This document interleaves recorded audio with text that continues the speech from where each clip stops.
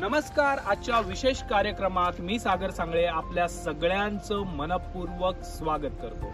मित्रांनो, मी आता उभा आहे कसाऱ्या गावातील ऐतिहासिक पुलावरती, ज्याचं नाव आहे वलांडा पूल. मित्रांनो, हा पूल आता सुरू करण्यात आलेला आहे.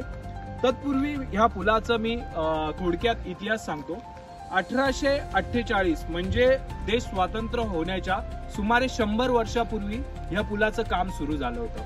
1848 ते 1858 दरम्यान हा पूल कंप्लीट होतो. म्हणजे साधारण 10 वर्ष ह्या पुलाची निर्मिती करण्यासाठी इंग्रजांना लागला.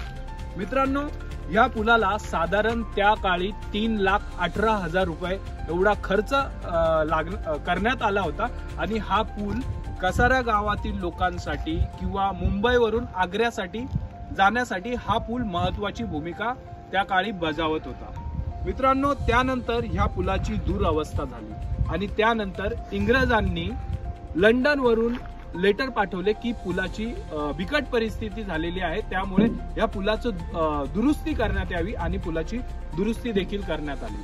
मात्र अचानक हा पूल का सुरू करण्यात आलेला आहे, तर त्याच्या मागचं महत्वाचं कारण म्हणजे काल कसाऱ्या गावामध्ये जो प्रकार घडला. कसाऱ्या गावामध्ये जो पूर्व पश्चिमला जोडणारा महत्वाचा ब्रिज होता, तो काल अतिमुसळधार पावसामुळे त्याचा काही भाग पडलेला आहे. त्यामुळे तो पूल पूर्णपणे बंद झालेला आहे. तुम्ही यापूर्वी जी आपण बातमी लावली होती त्यामध्ये पूर्णपणे आपण दाखवलं होतं की पूल पडल्यामुळे पूल बंद आहे आणि त्यामुळे कसारा गावातील ईस्ट आणि वेस्ट या दोन्ही भागांना जे जुळणारा पूल होता तो बंद झाला. आणि त्यामुळे अचानक हा जो ब्रिज आहे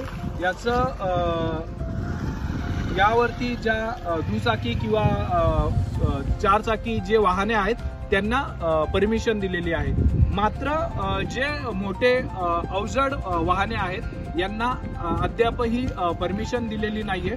दोन्ही साईडला आता 2 कमानी लावण्यात येत आहे आणि त्याची साधारण हाईट 3 मीटर एवढी असणार आहे. म्हणजे मोठ्या गाड्यांना या ठिकाणी जाताना परमिशन देता येणार नाही. आणि महत्वाचं म्हणजे तुम्ही बघू शकता, पूर्वी ह्याच वलांडा पुलावरती येणं खूप कठीण होतं आणि अशा पद्धतीने पाहणं हे खूप अशक्य होतं. मात्र आता आपण वलांडा पुलावरती बिनधास्तपणे अशा पद्धतीने उभं राहू शकतो आणि निसर्गाचा अनुभव घेऊ शकतो. तुम्ही माझ्या पाठीमागून पाहू शकता, ही जी रेल्वे लाईन आहे तिथून रेल्वे जाते. आणि ह्या ब्रिजचा आणखीन एक इतिहास आहे.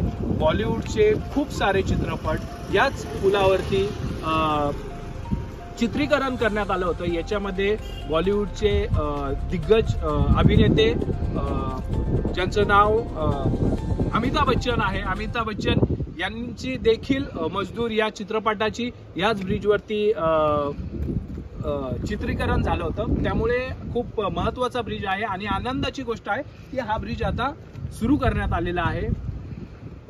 कॅमेरामॅन देवभाऊ बळे सोबत सागर सांगळे, शहरनामा न्यूज 24.